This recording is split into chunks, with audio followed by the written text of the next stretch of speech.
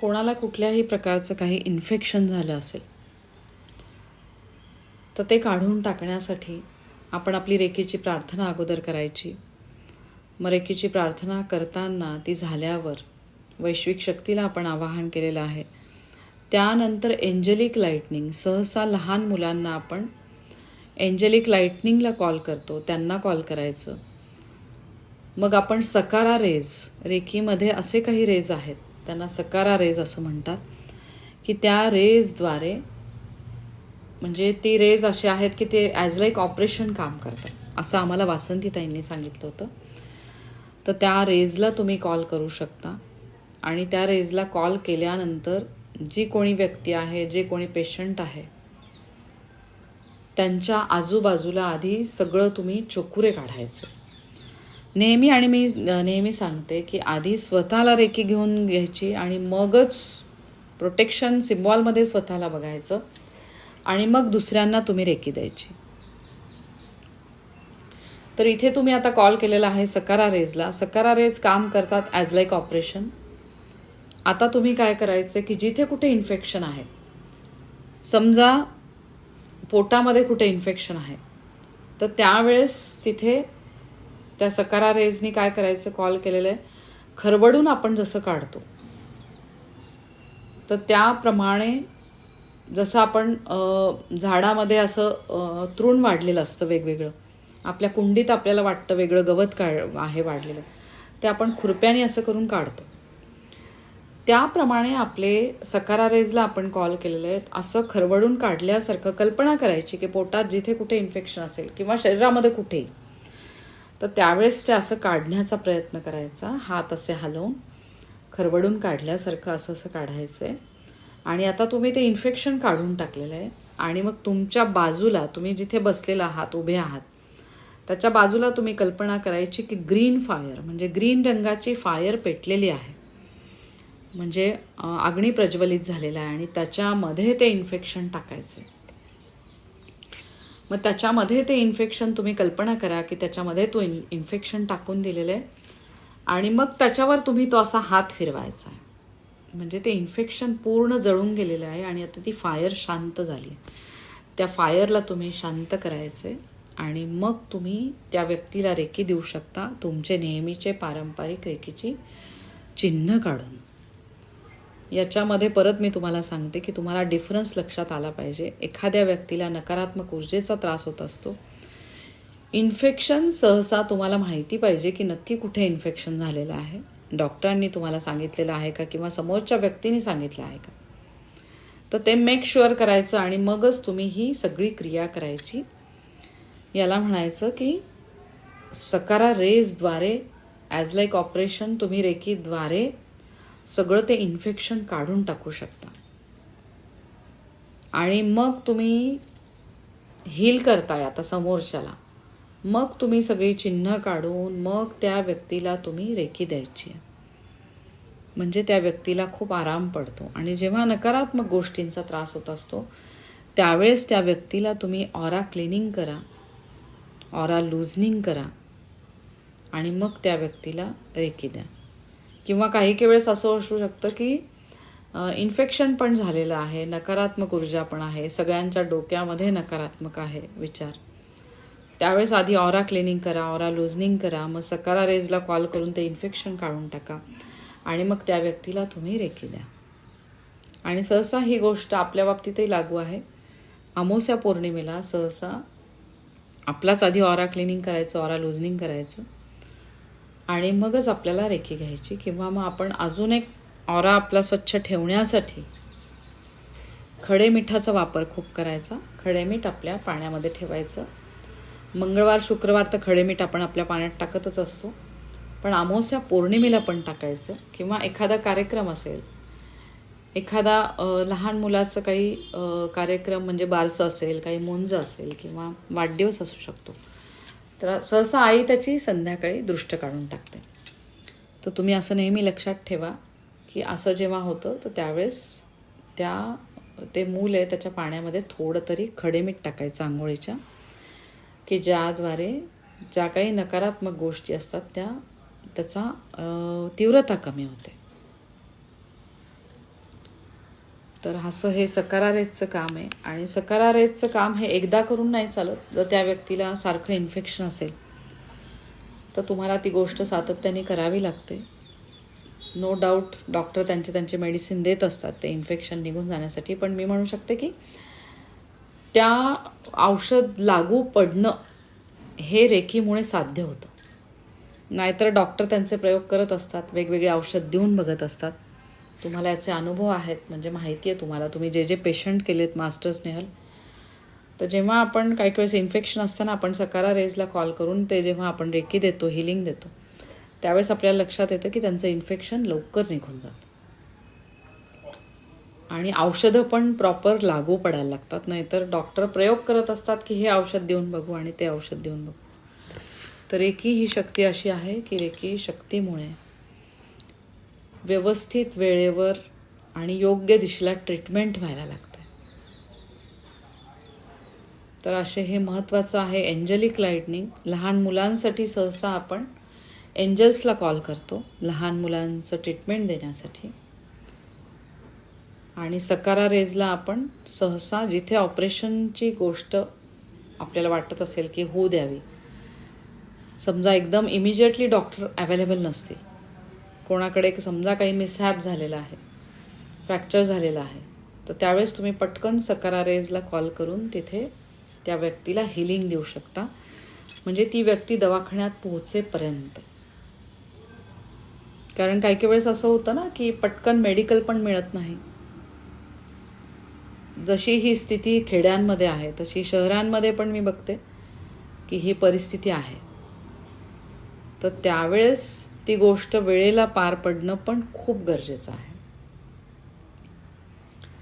तर असे हे रेकीचे म्हणजे आपण म्हणू शकतो की जे वासंतीताईंनी सांगितलेले आहेत, एंजल्सला कॉल करा, लहान मुलांना ट्रीटमेंट देताना त्यांना कॉल करा, तुम्ही देवदूतांना तुम्ही बोलवा, आणि मोठ्यांची ट्रीटमेंट करताना सहसा सकारारेजला आपण कॉल करतो. याच्यात कोणाला कन्फ्युजन आहे का? आता एंजल्सला आपण कॉल का करतो, सकारारेजला आपण सहसा रोजच आपल्या प्रार्थनेमध्ये ह्या गोष्टींना आपण बोलवतो.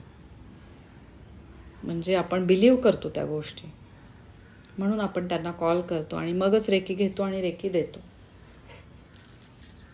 मग लहान मुलांच्या बाबतीत जेव्हा आपण ट्रीटमेंट देत असतो तेव्हा त्यांच्या आजूबाजूला असलेले एंजल्स, म्हणजे आपल्यालाही ते अनुभव येतात. आत्ता मध्ये खूप लहान मुलांना रेकी दिल्या गेली, किंवा आत्ता मी सांगू शकते मागच्या आठवड्यामध्ये मी माझ्या ज्या नाती आहेत, माझी जी भाची आलेली आहे तिच्या मुलींना रेकी दिली. तर त्यावेळेस मला जाणवलं की मला खूप फुलपाखरं दिसत आहेत, सतत मला फुलपाखरं दिसत होते, किंवा छान विविध रंगातले पक्षी तुम्हाला दिसतात. तर हे तेव्हा समजायचं की एंजल्स आपल्या आजूबाजूला आहेत आणि आपल्या थ्रू एक चांगलं काम काहीतरी ते करून घेत आहेत. तर नेहमी विश्वास ठेवा, रेकी शक्तीवर विश्वास ठेवा, एंजल्सवर विश्वास ठेवा, सकारारेजवर विश्वास ठेवा, आणि मग ते त्यांची जादू तुम्हाला दाखवायला लागतात. कोणाला काही प्रश्न असेल तर विचारा. आणि ऋतुजा, तू विचारू शकते, तुला काही विचारायचं असेल तर. आवाज तुझा क्लिअर नाही आहे, आवाज क्लिअर नाही आहे. मी माझा स्पीकर ऑफ करते आणि मग तू बोल.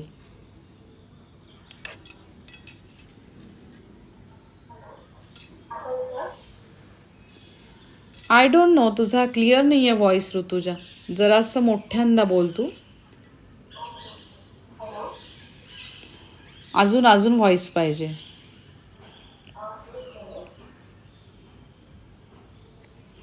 माधुरीचा क्लिअर होता, पण स्नेहलचा क्लिअर होता, पण ऋतुजाचा क्लिअर नव्हता आत्ता व्हॉइस. मे बी वायफायचा थोडासा प्रॉब्लेम असेल. हां आता येतोय, आता बोल. मी माझा स्पीकर ऑफ करते. हां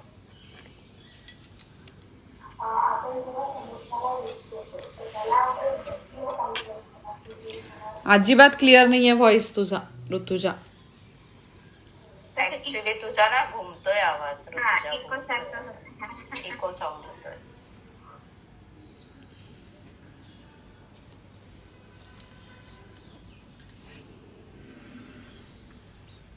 हॅलो, आता येतोय का? Yes, clear. आता बोल. हां आपण जेव्हा कोणाला रेकी देतो तर त्या समोरच्याला माहिती हवं का की म्हणजे मी त्यांना रेकी देत आहे म्हणून. ॲक्च्युली रेकीमध्ये आपण परमिशन विचारतो की मी रेकी देऊ का. परत मी तुम्हाला सांगते की समोरच्याचा विश्वास पाहिजे तरच रेकी द्या. किंवा आपल्याला अननोन असे पेशंट येतात की त्यांच्या मुलांना वाटतं माझ्या आईला रेकी द्यावी, तर त्यावेळेस त्या मुलांची भावना आहे किंवा त्या मुलीची भावना आहे, तर त्यावेळेस आपण रेकी द्यायची. कारण ती ज्या व्यक्तीला आपण रेकी देत असतो त्यांचा विश्वास असतो ॲलोपॅथीवर आणि आपण देत असतो रेकी. पण आपल्याला त्यांच्या मुलांनी सांगितलं आहे म्हणून आपण रेकी देतो. तर मी असा प्रयोग केलेला आहे, ती रेकी काम करते. तिथे योग्य दिशेने त्यांची ट्रीटमेंट व्हायला लागते. पण जेव्हा त्या व्यक्तीला आपण समोर रेकी द्यायला लागतो तेव्हा ती रेकी रिसीव करत नाही व्यक्ती. तर तुम्ही त्या व्यक्तीच्या पाठीमागे रेकी देऊ शकता, म्हणजे त्या मुलांनी सांगितलं आहे म्हणून. असं होत नाही. ती रेकी वैश्विक शक्ती ही चांगली शक्ती आहे, दैवी शक्ती.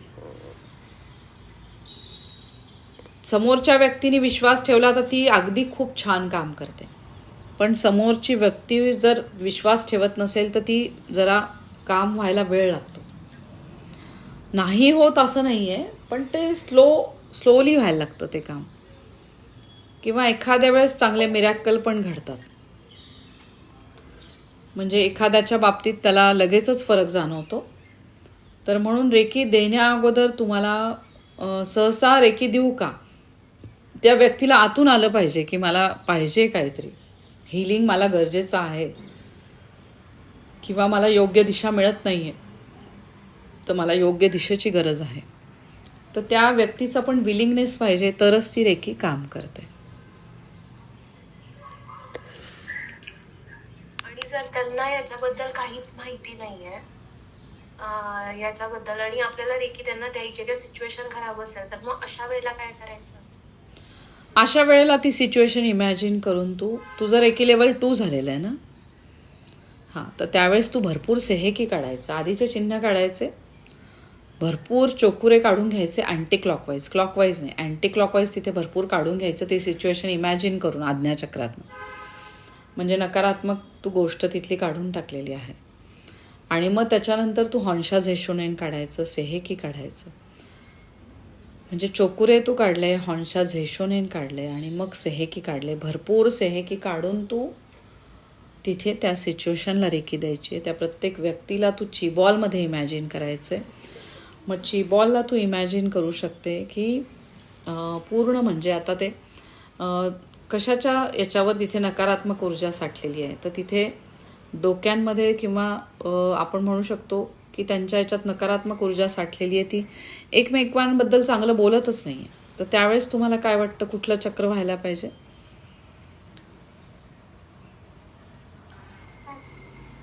हार्ट चक्र. येस, एक्झॅक्टली, माधुरीने बरोबर सांगितलं. ते तिथे कसं व्हायला पाहिजे की तुम्ही ग्रीन रंगामध्ये म्हणजे हिरव्या प्रकाशामध्ये चिबॉलला बघायचे आणि चिबॉलमध्ये त्या सगळ्यांना बघून तुम्ही रेकी द्यायला सुरुवात करायची. आणि त्यावेळेस तुम्ही जे गुरूंचे आभार मानायचे, रेकी गुरूंचे, आणि त्याचबरोबर तुम्ही ज्या गुरूंना मानता, आध्यात्मिक गुरूंना, जसं स्वामी समर्थांचं माझं असतं किंवा दत्त गुरुमाऊली, त्यांना तुम्ही आर्तसाद घालायची आहे की जे काही आहे ही सिच्युएशन व्यवस्थित होऊ दे, यांना तुमचे आशीर्वाद मिळू दे आणि सगळ्यांचं कल्याण होऊ दे, म्हणजे त्यांचं कल्याण होऊ दे. कारण तुझी भावना खूप चांगली आहे. ती व्यक्ती सोडून द्यायची आहे की ती व्यक्ती घेते किंवा नाही घेत, पण तू तुझ्याकडनं तर त्यांना रेकी पाठवते, तर तू तुझ्याकडनं तुझं चांगलं काम करतेस. आता हे त्यांच्या सूक्ष्म शरीरावर डिपेंड आहे की ते कितपत त्या शक्तीला घेत आहेत. कारण मी बऱ्याचदा बघते की रेकी पाठवून पण त्या व्यक्तींमध्ये बदल होत नाही,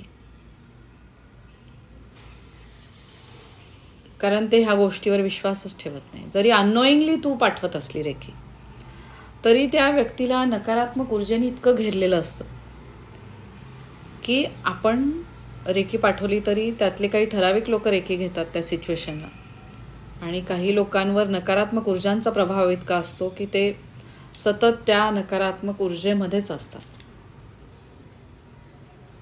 त्यामुळे आपण पाठवत राहायची रेकी, आणि स्वयंभू शक्ती आहे ती कुठे काय काम करेल काहीच सांगता येत नाही.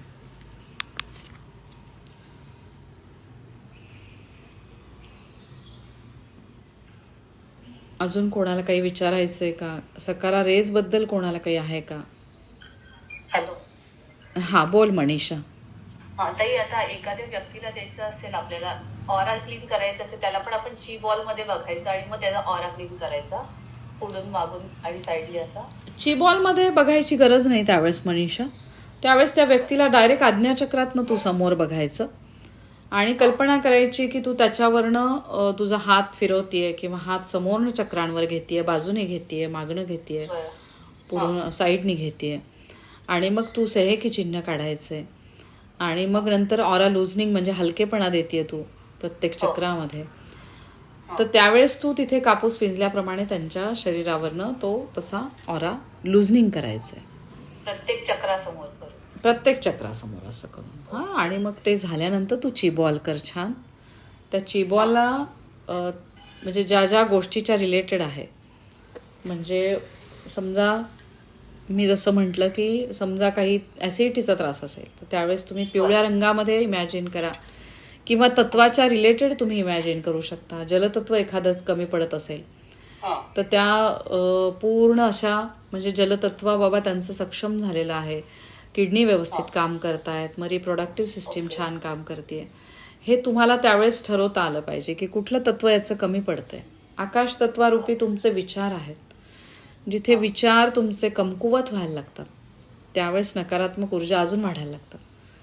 तर मग त्यांच्या विचारांना जर सक्षम करायचं असेल तर त्यांना आकाश तत्वरूपी बाबा देवी सरस्वतींचे आशीर्वाद त्यांना मिळत आहेत. वायूमध्ये बिघाड झालेला असेल तर मग पवनपुत्र हनुमानजींचे आभार मानायचे आणि त्यांना म्हणायचं की सगळे वायू त्यांचे व्यवस्थित काम करतात, विविध प्रकारचे वायू. मग सूर्यदेवता, अग्नितत्वाची देवता किंवा तिथले आदिदेवता आहेत ते श्री विष्णू, श्री महालक्ष्मी. मग त्यांना सतत पोटाचे प्रॉब्लेम असतील तर तुम्ही ते सांगू शकता की सूर्यदेवांचे त्यांना आशीर्वाद मिळत आहेत. किंवा जलतत्व जर कमी पडत असलं तर मग तिथल्या वरुण देवाचे तुम्ही आभार मानायचे, ब्रह्मदेवांचे आभार मानायचे आणि सगळ्या नद्यांचे आभार मानायचे. मग पृथ्वी तत्व एखाद्याचं कमी पडत असेल, ज्याचं दोलायमान स्थिती असेल, निर्णय घेऊ शकत नसतील तर पृथ्वी ग्रहाचे खूप आभार मानायचे. किंवा झालं शक्य तर त्या व्यक्तीला तुम्ही प्लांटेशन करायला सांगायचं, मातीमध्ये काम करायला सांगायचं, झाडं लावायला सांगायची. किंवा छान म्हणजे काही तुम्ही पृथ्वी तत्वाच्या रिलेटेड त्यांना तुम्ही आहार सजेस्ट करू शकता. कुठला पेपर आहे? काय काय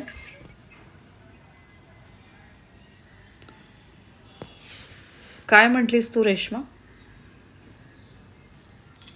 नाही बोलत आहे तुम्ही. हां, माझं म्हणणं आहे की पृथ्वी तत्व सगळ्यांचं सक्षम होणं खूप गरजेचं आहे. तर तुम्ही त्याप्रमाणे आहार पण त्यांना सांगू शकता की जसं मी तुम्हाला सांगितलं आहे की प्रत्येक चक्रांचा कुठला आहार आहे. तर तुमच्या घरामध्येच जर ती व्यक्ती असेल तर तुम्हाला वाटत असेल की तिचे निर्णय सक्षम होत नाही आहे तर त्यावेळेस तुम्ही त्यांना लाल रंगाच्या भाज्या देऊ शकतात. मग त्याच्यामध्ये बीट झालं म्हणजे फळं झाली लाल रंगाची, ग्रेप्स आहेत ते तुम्ही देऊ शकता लाल रंगाची. किंवा तुम्ही टोमॅटो वगैरे हे वापरू शकता जास्त. किंवा पृथ्वी तत्वाशी संबंधित मिलेट्स आहेत, नाचणी आहे, नाचणीचे लाडू करून ठेवा, नाचणी तुम्ही देऊ शकता वेगवेगळ्या प्रकारे. किंवा अजून लाल कडधान्य म्हणजे तुम्ही मटकी बघू शकता, मटकी देऊ शकता तुम्ही त्यांना. तर असे फायदे आहेत त्याचे. म्हणजे तुम्हाला एक लक्षात आलं पाहिजे की कुठलीही गोष्ट दिल्याने त्या व्यक्तीमध्ये म्हणजे एक तर तुम्हाला फाइंड आउटच करता आलं पाहिजे की कोणाला कशाची गरज आहे. म्हणजे तुमच्या घरातली जरी व्यक्ती असेल तर तिला कुठल्या चक्रावर तिचं काम होणं गरजेचं आहे आणि त्याप्रमाणे त्या व्यक्तीला आहार द्यायचा. म्हणजे जे विविध रंग आपल्या चक्रांचे सांगितलेले आहेत त्या रंगाप्रमाणे त्यांचा आहार बदलायचा तुम्ही. म्हणजे जसं मी तुम्हाला म्हटलं की लाल रंग सांगितलं पृथ्वी तत्व, ऑरेंज रंग म्हणजे पपई वगैरे, लाल भोपळा.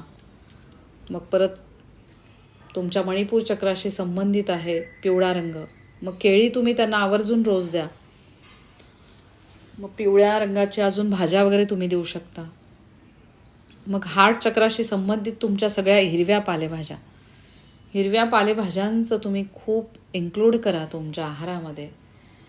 हिरव्या पालेभाज्या तुम्हाला लक्षात येईल की तुमच्या हार्ट चक्राला मजबूत करायला लागतात, वायू तत्वाला मजबूत करतात.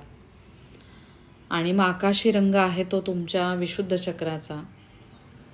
मग आकाशी रंग आपण असं डिरेक्टली आकाशी रंगाचं काही खाऊ शकत नाही, पण आकाशी रंगाचे काही असे ब्लूबेरीज आपण ज्याला म्हणतो, तर ते तुम्ही देऊ शकता. आणि देवी सरस्वतींची साधना त्यांना सांगू शकता, किंवा तुम्ही त्यांच्या जवळची व्यक्ती असेल तर तुम्ही त्यांच्यासाठी साधना करू शकता. आणि मग आज्ञाचक्र आहे ते डार्क ब्ल्यू आहे. मग ह्या चक्राशी संबंधित तुम्ही गुरूंची साधना त्यांना सांगू शकता. दत्तगुरू माऊलींची सांगू शकता, स्वामी समर्थांची. आणि मग त्यांच्या आहारामध्ये परत तुम्ही जांभूळ वगैरे असं इन्क्लूड करू शकता, किंवा जांभळ्या रंगाचे ज्यूस त्यांना देऊ शकतात. किंवा तुम्ही अजून एक करू शकता की गोकर्णीच्या फुलांचा रस त्यांना देऊ शकता, म्हणजे उकळून त्या फुलांचा रस, तोही एक खूप छान रस आहे. तर त्याला गोकर्णीच्या फुलांना पण खूप महत्त्व आहे.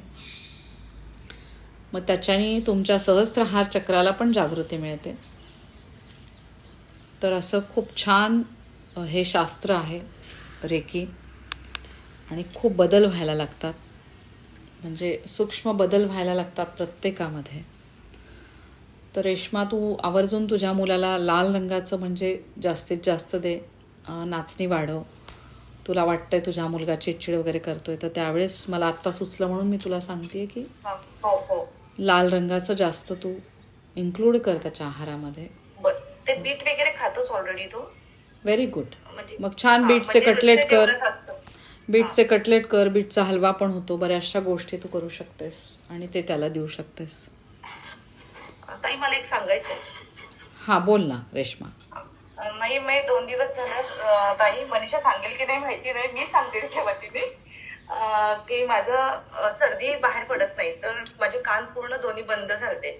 तर तिने मला काल रेखी दिली 2 टाइम. तर 50% मी काही नाही, वाफ नाही घेतली किंवा गोळी नाही खाल्ली, पण माझं 50% कमी झालंय. ग्रेट ग्रेट ग्रेट मनीषा, मस्त, खूप छान.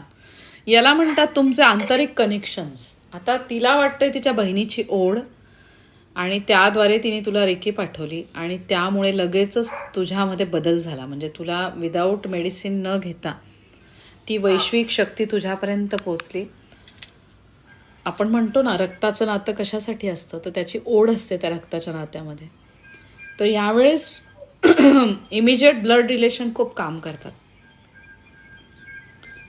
तर त्याद्वारे तिथे ती लगेचच शक्तीने काम केलं. आणि दोघींचे अभिनंदन. खूप छान रेश्मा, मनीषा. थोडीशी प्रॅक्टिस व्हावी म्हणून म्हटलं आपण पण बघूया की आपल्याला पण येतंय होतंय की नाही आपलं पण, म्हणून म्हटलं ट्राय करूया. म्हणून म्हटलं रेश्माला म्हटलं तुला मी देते, बघूया. किती छान. मला असं ऐकून छान वाटलं की किती छान अनुभव आला तुम्हाला. म्हणजे त्या शक्तीने तुम्हाला ब्लेस केलं. वासंतीताई आम्हाला नेहमी काय करायच्या की त्यांचा बंगला होता, आणि त्या बंगल्यात आम्ही असायचो, बाहेरच्या हॉलमध्ये रेकी क्लास व्हायचे. रेकीस तर 2 झाल्यानंतर त्या आम्हाला कंपल्सरी एकेकाला आत बेडरूममध्ये झोपायला पाठवायच्या, आणि आम्ही बाहेरचे बाकी सगळे बसून रेकी द्यायचो. तर तो अनुभव खूप छान होता. म्हणजे तेवढ्या 5 मिनिटामध्ये पण आम्हाला खूप गाढ झोप लागायची. तर नक्कीच ती हिलिंग पॉवर आहे, आणि ती शक्ती आहे की ती जी आपल्याला ब्लेस करत असते.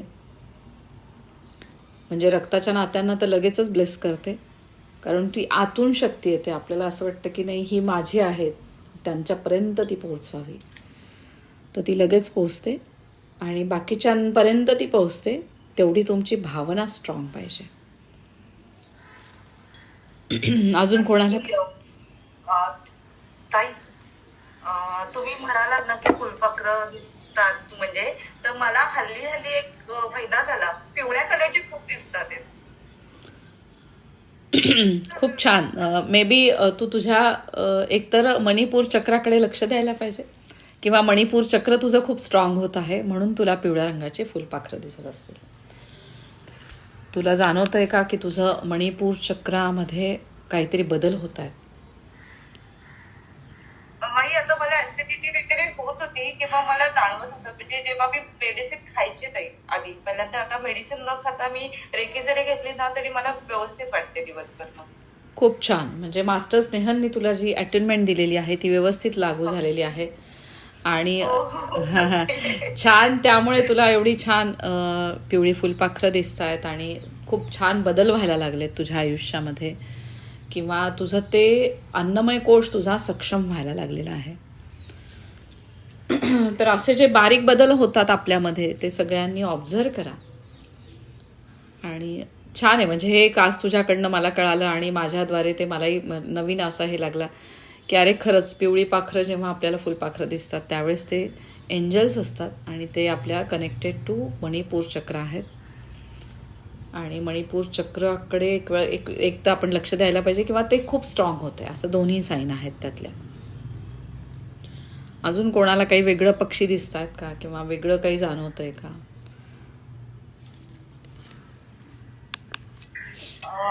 बुलबुल पक्ष्यांनी ना घरटं बांधलंय यावेळेस. किती छान. सगळ्या एंजल्सचे तुला आशीर्वाद. खूप छान बदल होत आहेत बघ. बुलबुल पक्ष्याने आज घरात घरटं बांधणं म्हणजे ती ठराविक तो लोकांच्याच घरात बुलबुल पक्षी घरटं बांधतो. सगळ्यांच्या घरामध्ये घरटी होत नाहीत. तर कबूतर देतात. म्हणजे मला वाटतं कबूतर बऱ्याच ठिकाणीच घरं बांधतात, पण बुलबुल पक्षाचं म्हणजे खरंच छान चांगली साईन आहे. साक्षात स्वामी समर्थांचे आशीर्वाद तुला मिळत आहेत. आणि छान तुला 2 मास्टर्स रेकी मास्टर्सचे तुला हे मिळालेले आहेत, दीक्षा मिळालेली आहे. हो हो हो. त्याचे आशीर्वाद तुला जाणवत आहेत आणि छान येत आहेत. वासंती ताईंचे आशीर्वाद आपल्यापर्यंत येत आहेत. तर बुलबुल पक्षाची नातं वासंती ताईंचं आहे असं मी म्हणू शकते. माझ्या याच्यामध्ये अनुभवामध्ये मी सांगितलेलं आहे की बुलबुल पक्षी हा मला म्हणजे त्या स्वरूपामध्ये वासंतीताईंनी मला त्यांचे आशीर्वाद दिले. माझ्या मागच्या वर्षी घरामध्ये ते येऊन छोटंसं पिल्लू बसलेलं होतं माझ्या झाडाच्या फांदीवर आणि ते रात्रभर ते पक्षी माझ्या याच्यात होता टेरेसमध्ये आणि त्या रात्रीच 2 ब्रह्मकमळ उमलली होती तिथे. तर असं खूप छान आहे. तर तो बुलबुल पक्षी आणि वासंतीताईंचं नातं आहे आणि ते थोडक्यात तुला वासंतीताईंचे आशीर्वाद मिळत आहे असं मी तुला म्हणते. अजून कोणाला काही सांगायचं आहे का? ताई मला एक प्रश्न विचारायचा, म्हणजे खूप दिवसांपासून आहे डोक्यामध्ये. एकच मिनटं ऋतुजा. हा सेशन आपण इथे थांबवूया.